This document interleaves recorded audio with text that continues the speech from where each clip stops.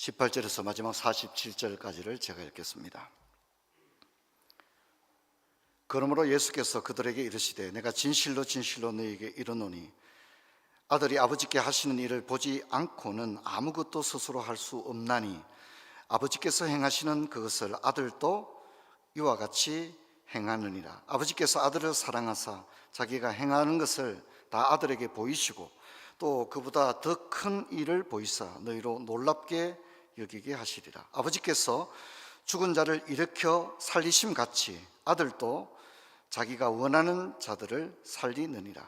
아버지께서 아무도 심판하지 아니하시고 심판을 다 아들에게 맡기셨으니 이는 모든 사람으로 아버지를 공경하는 것 같이 아들을 공경하게 하려 하심이라. 아들을 공경하지 아니하는 자는 그를 보내신 아버지도 공경하지 아니하느니라. 24절은 같이 읽겠습니다. 내가 진실로 진실로 너희에게 이르노니 내 말을 듣고 또 나 보내신 이를 믿는 자는 영생을 얻었고 심판에 이르지 아니하니 사망에서 생명으로 옮겼느니라. 아멘. 진실로 진실로 너희에게 이르노니 죽은 자들이 하나님의 아들의 음성을 들을 때가 오나니 곧 이때라. 듣는 자는 살아나리라. 아버지께서 자기 속에 생명이 있음같이 아들에게도 생명을 주어 그 속에 있게 하셨고 또 인자됨으로 말미암아 심판하는 권한을 주었으니 이를 놀랍게 여기지 말라. 무덤 속에 있는 자가 다 그의 음성을 들을 때가 오나니 선한 일을 행한 자는 생명의 부활로 악한 일을 행한 자는 심판의 부활로 나오리라. 내가 아무것도 스스로 할 수 없노라. 듣는 대로 심판하노니 나는 나의 뜻대로 하려 하지 않고 나를 보내신 이의 뜻대로 하려 함으로 내 심판은 의로우니라. 내가 만일 나를 위하여 정언하면 내 정언은 참되지 아니하되 나를 위하여 정언하는 이가 따로 있으니 나를 위하여 정언하는 그 정언이 참인 줄 아노라. 너희가 요한에게 사람을 보내매 요한이 진리에 대하여 정언하였느니라. 그러나 나는 사람에게 정언을 취하지 아니하노라. 다만 이 말을 하는 것은 너희로 구원을 받게 하려 함이라. 요한이 켜서 비추이는 등불이라.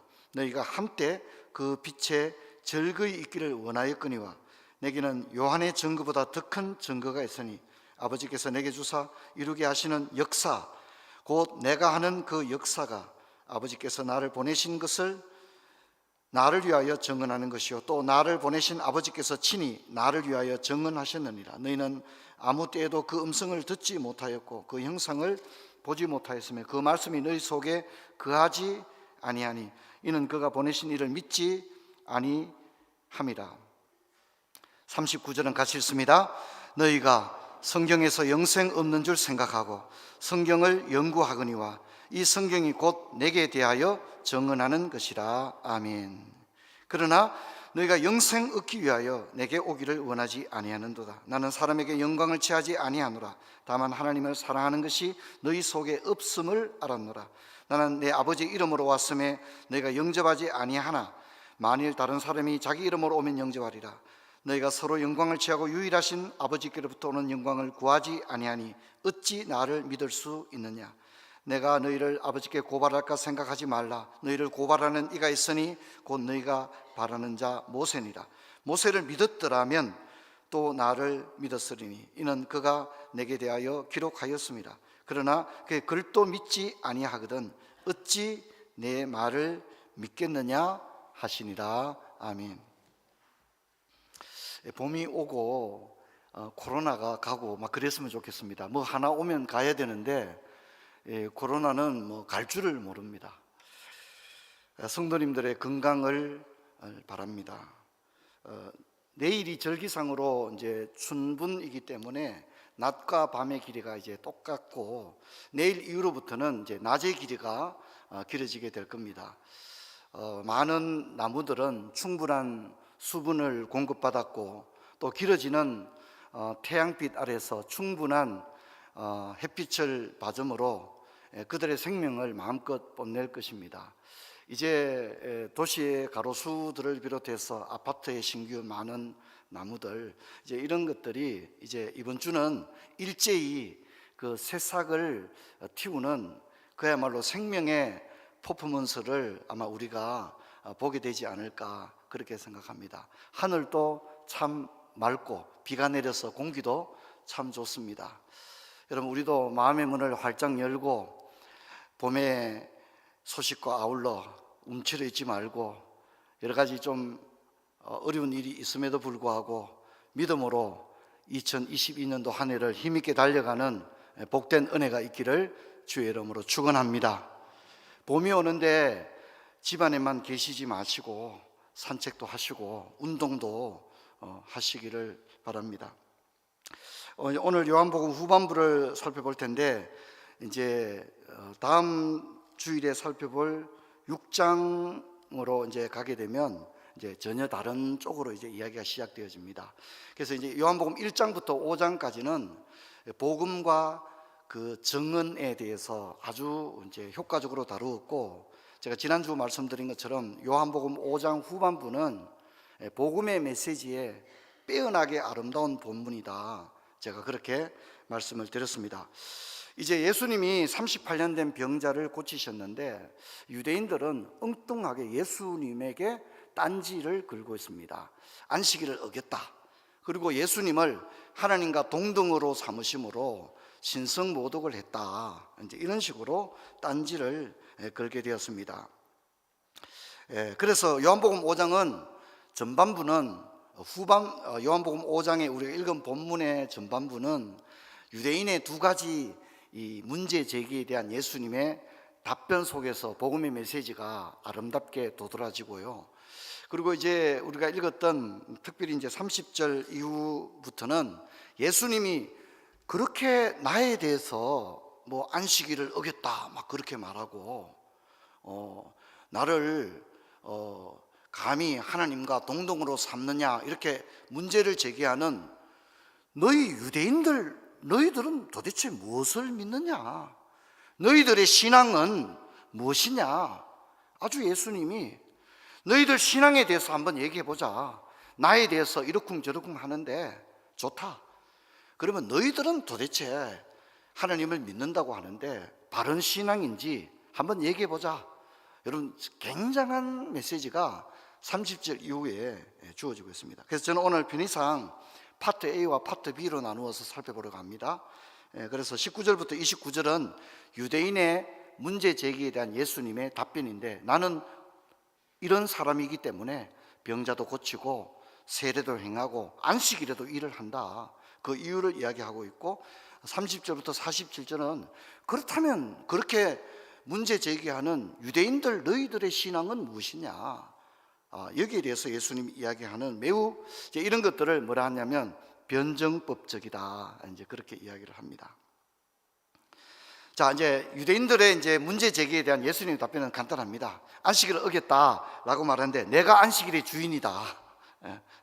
너희들이 안식일 뭐라 그러는데 바로 내가 안식일의 주인이다. 그렇게 이야기를 하죠. 예수님은 성부 성령과 함께 천지를 창조하셨고 또 천지 창조를 마치고 난 이후에 안식하셨지 않습니까? 그리고 예수님은 다른 공간복음서에서 나는 안식일의 주인이다 그렇게 얘기했고, 안식일을 맞았지만 참된 안식이 38년 동안 없었던 그 사람에게 안식일을 안식일 되게 해주셨던 그 예수님입니다. 예수님이 뭐라 합니까? 아버지께서 일하시니 나도 일한다. 그렇게 답변했죠. 자, 그러니까 예수님이 하나님과 자신을 동등으로 삼으심으로 결국은 예수님이 하나님이라는 얘기가 되잖아요. 여기에 대해서는 뭐라 합니까? 이제 뒷부분에서 답변을 이야기해 주는데, 성경을 읽어봤지 않느냐? 유대인들 너희들 성경 열심히 공부하지 않느냐? 성경이 뭐라고 말하고 있느냐? 성경이 바로 나에 대해서 말하고 있다. 장차 오실 구약 성경에 오리라고 하신 그 메시아가 바로 나다. 성경이 내에 대해서 증언하고 있다. 그렇게 답변을 합니다. 여러분, 예수님은 그 아버지 요셉에게 목수일을 배웠고, 아버지가 일찍 죽고 난 다음에 어머니와 동생들을 돌보는 일을 위해서 공생애를 시작하기 전까지 목수일을 했습니다. 예수님이 처음부터 이제 인성으로서의 예수님이 목수일에 능수능란하지는 않았을 겁니다. 아버지에게서 배우고 또 아버지가 시키면 하고, 자, 이거 네가 해봐라 그러면 예수님이 아버지로부터 연장을 받아서 위임을 받아가지고 이렇게 일들을 했을 겁니다. 지금 이제 예수님이 그런 이야기를 합니다. 하나님의 아들인 예수님은 아버지로부터 모든 것을 위임받았다, 그렇게 말하고 아버지가 일하시니 나도 일한다, 그렇게 이야기를 합니다. 19절과 20절은 아버지는 아들에게 모든 걸 보여주고 아들은 아버지가 하는 모든 것을 보았다 합니다. 무슨 얘기죠? 아버지와 아들 사이에 비밀이 없다는 겁니다. 아버지는 무슨 일을 할 때 아들에게 다 보여주시고, 아들은 무슨 일을 할 때 아버지가 원하시는 것을 그대로 아버지가 보여주신 대로 했다. 그래서 아버지와 아들 사이에는 어떤 갈등 구조도 발견할 수 없고 아버지와 아들은 하나입니다. 예수님은 다른 복음서에서 나를 본 자는 아버지를 보았다, 나와 아버지는 하나다, 여러 번 이야기를 했습니다. 그래서 그 논지를 발전시켜서 하나님 아버지가 죽은 자를 살림같이 아들도 죽은 자를 살리게 하셨다. 그리고 하나님은 직접 심판하지 않고 이 일을 아들에게 심판을 위임했다. 아버지가 공경을 받는 것처럼 아들도 예배를 받기를 원하셨다, 이렇게 얘기합니다. 예수님의 논지는 나와 아버지는 하나다 하는 것들을 일관되게 이야기를 합니다. 성부 하나님과 성자 예수님의 영광과 권위는 동등합니다. 각 위격의 기능과 권한이 있고 성부와 성자는 충돌하거나 경쟁하는 것이 아니라 상호 협력합니다. 그래서 정리해보면 성부 하나님이 주도권을 가지고 시작하시고 그래서 아들을 보내시고 아들에게 권한을 주십니다. 그런데 성자께서는 그 보내신 아버지에게 순종하시고 아버지의 뜻을 따라 행하시며 그 권한을 사용합니다. 여기서 중요한 것은 성부의 사랑입니다. 성부의 성자를 향한 사랑, 그리고 성자의 성부를 향한 순종, 이것이 아름다운 조화를 이룹니다. 그런데 여기에 대해서 반대했던 사람이 아리우스입니다. 아리우스는 예수님은 성부 하나님께 종속되어 있다, 이렇게 이해를 해서 예수님은 훌륭한 사람이지만 하나님은 아니다, 예수님의 신성을 부정했죠. 그래서 이 아리우스가 무슨 얘기를 했냐면 성자는 성부에게 종속되어 있다, 성부 종속설을 그렇게 주장한 것입니다. 하지만 이건 잘못된 것입니다. 여러분, 성자는 성부께서 원하는 대로 행하고 성부께 순종하니까 성자 예수님이 성부 하나님보다 한 단계 밑에 있는 것처럼 보이지만 그렇지 않습니다. 여러분, 성자 예수님은 성부 하나님께 순종하는 모습을 친히 보여주심으로 우리가 하나님 아버지 앞에 순종의 삶을 살아야 할 것을 친히 삶으로 보여주신 줄로 믿습니다. 여러분, 이것이 매우 중요한 것입니다. 그리고 성부는 성자를 사랑하시고 성자는 성부께 순종하는 것이 사랑입니다. 그래서 하나님은 사랑이라고 했습니다. 여러분, 이 높은 사랑의 원리를 알지 못하면 성경을 이해할 수 없고 기독교의 진리를 도무지 이해할 수 없습니다. 그래서 예수님이 뭐라 합니까? 이 사랑을 유대인들은 알지 못했다, 예수님이 그렇게 이야기합니다. 42절에서 이런 유대인들에게 너희는 하나님을 사랑한 것이 아니었다, 굉장히 천천병력 같은 얘기를 합니다. 유대인들이 하나님을 사랑하지 않았다 그러면 유대인들이 깜짝 놀라죠. 그렇죠. 유대인들이 얼마나 하나님 사랑하는 것을 긍지로 삼습니까? 마음을 다하고 성품을 다하고 힘을 다하여 주 너의 하나님 여호와를 사랑하라. 여러분, 이 신명기의 세마는 유대인들이 태어나자마자 가장 먼저 엄마 아빠 하기 전에 암송하는 성경 구절입니다. 유대인들이 하나님을 사랑하지 않는다는 것은 있을 수 없는 일이거든요. 근데 예수님은 청천벽력과 같은 선언합니다. 너희들은 하나님을 사랑한 것이 아니었다, 이렇게 이야기를 하는 것입니다. 성부는 성자를 사랑하셔서 자신의 모든 것을 성자에게 보여주시고 성자가 죽은 자를 살리심 같이 아들인 성부가 죽은 자를 살리심 같이 성자인 아들도 자기가 원하는 자를 살릴 수 있는 그 권능을 부여했습니다. 심판도 아들에게 다 맡겼습니다. 그 이유는 유대인들이 아버지를 공경한 것처럼 이 아들도 공경하기 위해서 그렇게 했는데, 지금 유대인들은 성경 박사라고 말은 하면서 이 예수님을 알지 못하고 깨닫지 못하고 공경하지 못하고 오히려 예수님을 죽이려고 하고 있습니다. 우리가 읽었던 24절에 와서 이 모든 것이 종합됩니다. 아까 읽었지만 너무 중요한 구절이기 때문에 이런 구절은 한 번 더 읽어도 좋겠다 생각합니다. 같이 읽습니다. 내가 진실로 진실로 너희에게 이르노니 내 말을 듣고 또 나 보내신 이를 믿는 자는 영생을 얻었고 심판에 이르지 아니하느니 사망에서 생명으로 옮겼느니라. 여러분, 지금까지는 예수님이 나를 믿으면 영생을 얻는다 이렇게 얘기했어요. 근데 여기 와서는 뭐랍니까?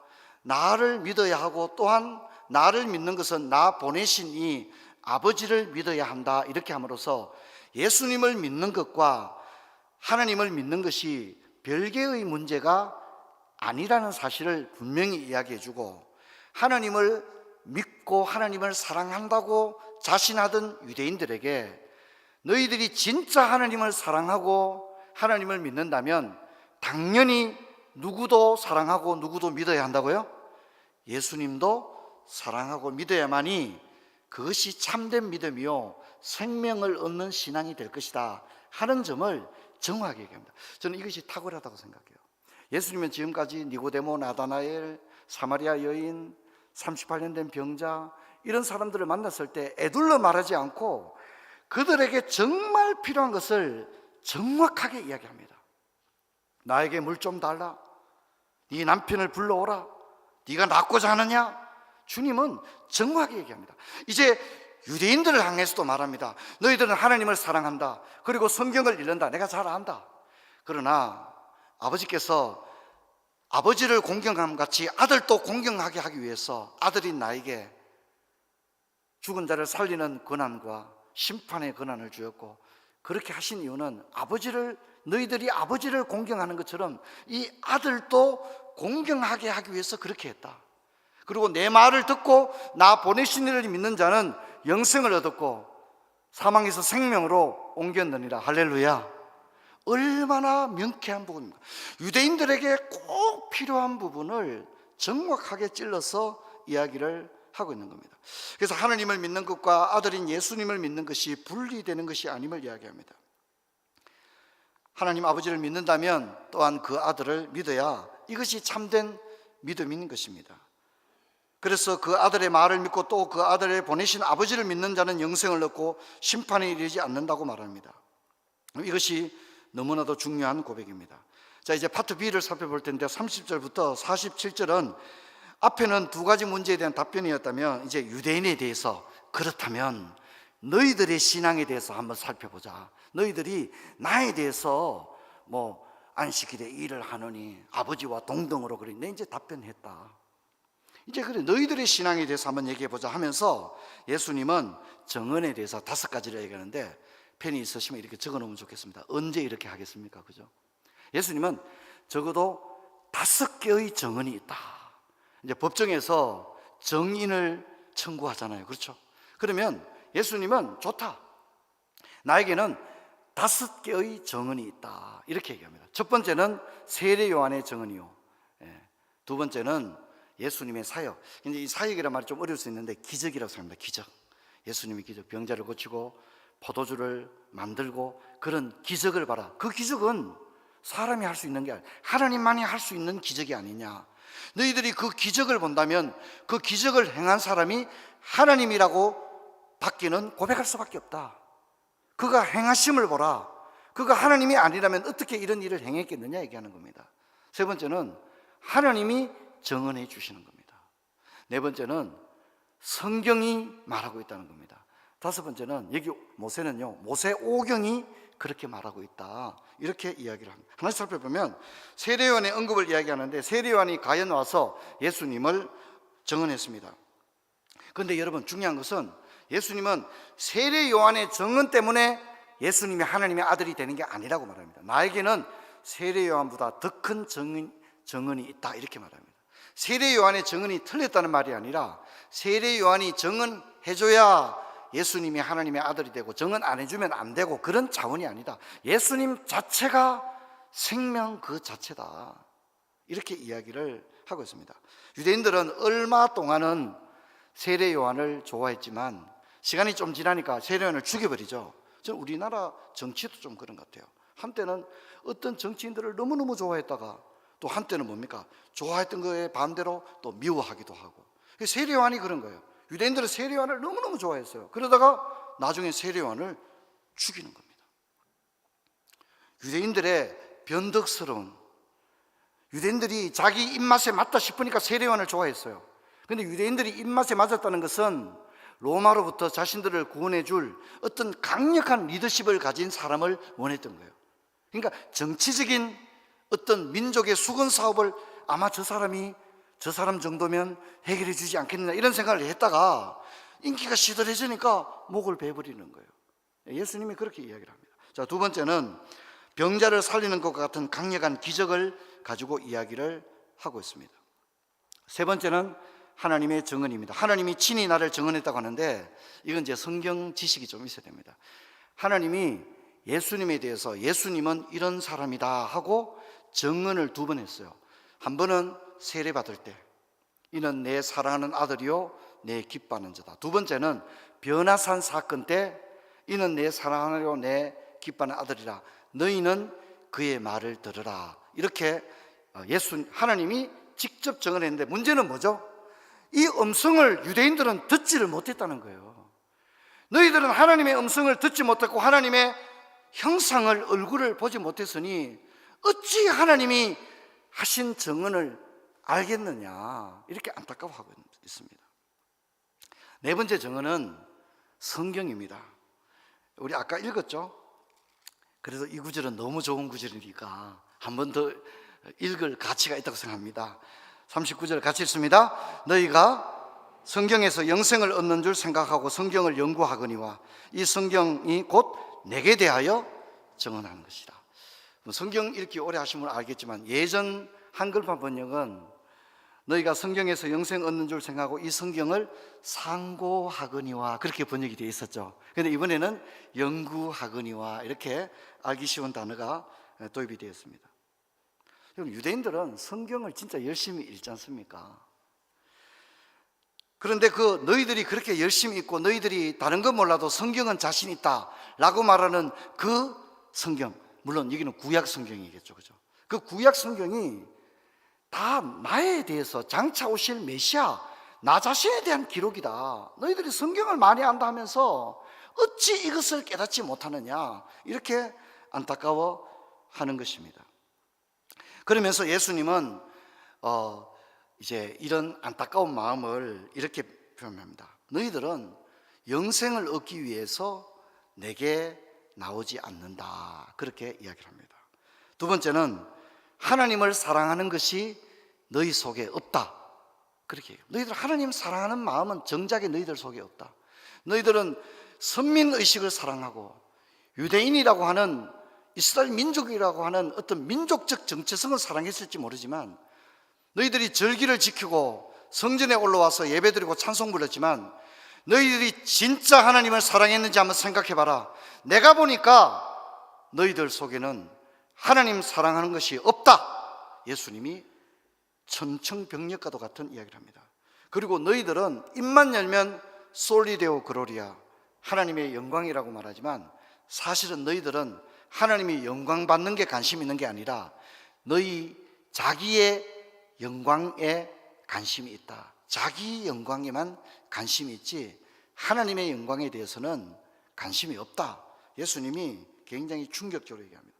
저는 이제 유대인을 향한 말씀을 읽으면서 이 말씀이 저에게는 참 아프게 들려옵니다.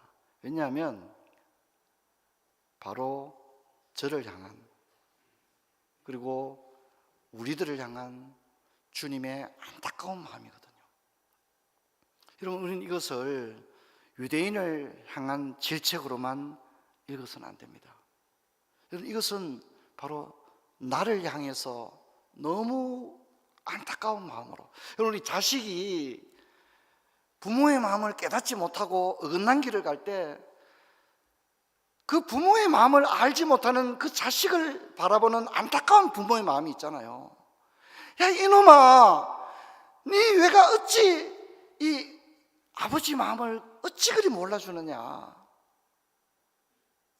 주님께서 우리들 향해서 안타깝게 말합니다. 우리도 성경을 읽고 설교를 듣고 성경을 공부하고 연구하고 제자 훈련하고 69절 외우고 로마서 암송합니다. 유대인들처럼 말입니다. 그런데 우리는 정작에 주님에게 나가지 않습니다. 학생들이 교무실 가기 싫어하는 것처럼 주님께 나가지 않습니다. 특별히 죄와 죽음, 영생의 이런 근본적인 문제를 가지고 주님께 나가지 않습니다. 여러분, 사람들이 예약을 잡아서 자기 건강관리합니다. 그렇죠? 자기 주치의에게 가서 건강관리를 합니다. 또 재정관리를 위해서 은행을 방문하고 노후를 위해서 보험 컨설턴트를 만납니다. 또 체력을 위해서 트레이너를 고용하고 자기 건강에 대해서 얼마나 관심을 가집니까? 매일 혈압을 재고 당뇨 치수를 재고 몸무게를 체크하고 거울을 보면서도 얼굴이 좀 어떤가 보고 그렇게 합니다. 그런데 여러분, 우리는 주님에게 나가지 않습니다. 주치의에게, 은행을 찾고 헬스장을 방문하지만 너희들은 내게 나오지 않구나, 너희들은 도무지 내게로 나오지를 않구나. 또한 하나님에 대한 사랑이 없습니다. 하나님에 대한 사랑, 예배, 삶. 여러분, 그러나 우리는 찬양대를 쓰면서도 하나님을 찬양하면서도 정작 하나님에 대해서는 관심이 없을 수 있습니다. 하나님을 찬양하는 노래에 관심이 있지, 그 노래를 통하여 찬양을 받으시는 그 하나님에 대해서 관심이 있는 게 아닙니다. 교회에서 여러 가지 직분을 행하지만 내가 하는 그 직분이 좋은 일이죠. 그 내가 하는 일이고 내 자리니까. 그러나 정작에 하나님 아버지에 대해서는 관심과 사랑이 없는 것입니다. 그러니 너희들이 어떻게 나를 믿을 수 있겠느냐고 안타까워합니다. 여러분, 예수님은 유대인이 믿는 모세 오경을 비추면서 모세를 믿는 너희들이 진짜 모세를 믿는다면 나를 믿어야 한다. 주님이 그렇게 얘기합니다. 너희들이 모세 오경도 믿지 않으니 어찌 나를 믿겠느냐, 이렇게 말씀합니다. 여러분, 이 말씀들은 유대인들은 모세 오경을 목숨처럼 생각하지 않습니까? 그런데 너희들이 모세 오경을 믿지 않고 너희들이 모세를 믿는 것도 아니다. 진짜 모세 오경을 믿고 모세를 믿는다면 나를 믿어야 하고 나를 공경해야 마땅하다. 그렇게 이야기를 하고 있습니다. 여러분, 파트 B에서도 복음의 메시지를 주고 있는데 우리가 읽었던 39절입니다. 너희가 성경에서 영생을 얻는 줄 생각하고 성경을 상고하거니와 라고 합니다. 예수님은 유대인들이 성경을 상고하는 것을 좋게 여겼습니다. 그건 너희들의 장점이다. 그런데 안타까워서 너희들이 성경을 그렇게 읽으면서도 왜 깨닫지 못하느냐, 그렇게 하는 것입니다. 여러분, 이 구절은 우리에게 중요한 메시지를 줍니다. 여러분, 우리에게도 성경을 읽고 연구하고 묵상하는 것은 매우 중요합니다. 왜냐하면 여기에 길이 있기 때문입니다. 할렐루야. 여기에 길이 있습니다. 스마트폰으로 유튜브만 보면 인생은 망하는 겁니다. 스마트폰 보고 자꾸 유튜브 보고 게임이나 하고 이러면 인생이 망하는 겁니다. 여러분, 우리가 공부했던 기독교 강요 프랑스 초판 1장 지식에는 이렇게 쓰고 있고, 제가 이 구절은 아구스티누스가 한 말인데 깔뱅이 이 말을 재인용했다고 말씀드린 적이 있는데요, 너무 좋은 구절입니다.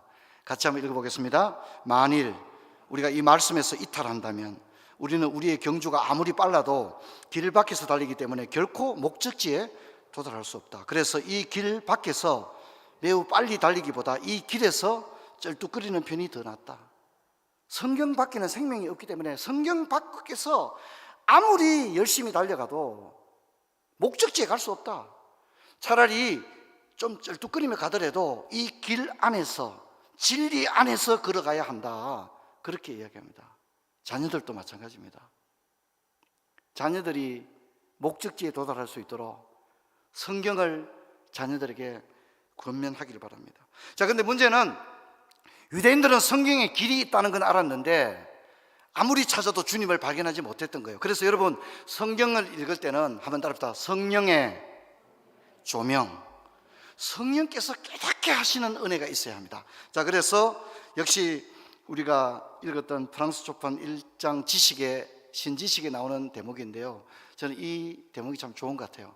우리 같이 읽겠습니다. 성경은 성령에 의해 우리 마음에 새겨질 때 참으로 우리를 감동시키기 시작하기 때문이다. 그러므로 우리는 성령의 능력으로 조명될 때 성경이 하나님께 속한 것임을 우리의 판단이나 다른 사람의 판단으로 믿는 것이 아니라 모든 인간의 판단을 넘어서서 성경이 인간의 사역을 통해 하나님이 자신의 입으로 주어졌다는 것을 의심의 여지 없이 확신한다.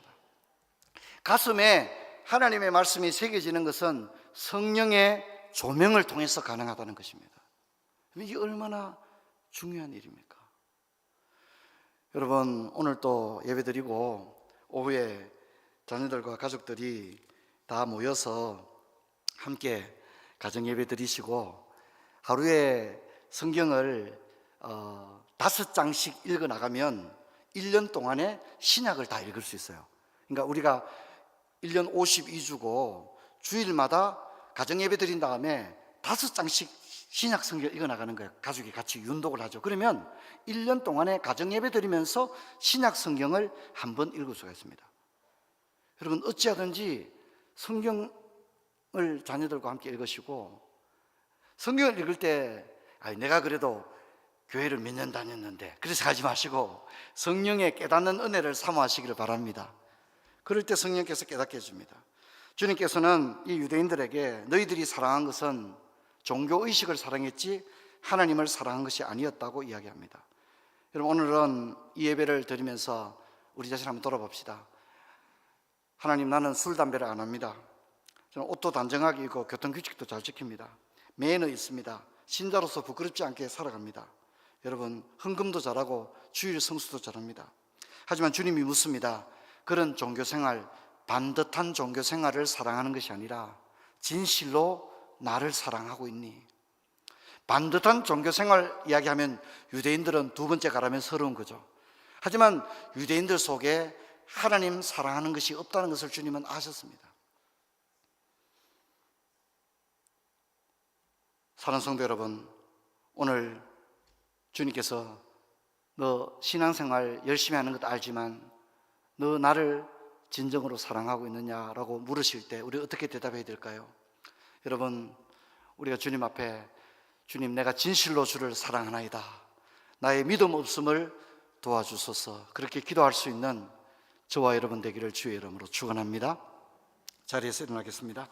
아버지 하나님, 감사합니다. 오늘 요한복음 5장에 주님께서 유대인들을 바라보면서 너무나도 안타까운 마음으로 유대인들의 믿음에 그 허울 좋은 허상을 하나하나 벗겨내면서 성경의 길이 있고 성령께서 그 말씀을 깨닫게 할 때 너희들은 비로소 아버지와 아들을 공경하게 될 것이라 말씀하는 것을 듣습니다. 하나님 아버지, 우리가 신앙생활을 오랜 세월 했지만 종교적 생활을 사랑한 건 아니었는지, 내가 진실로 유대인처럼 바리새인처럼 신앙생활을 하고 있지 않은지, 진실로 주님을 사랑할 수 있는 그런 저희들 되게 하여 주시고 이 은혜가 우리뿐만 아니라 우리 자녀들에게도 동일하게 있게 하여 주옵소서. 주 예수 그리스도 이름으로 기도하옵나이다. 아멘. 145장 찬송.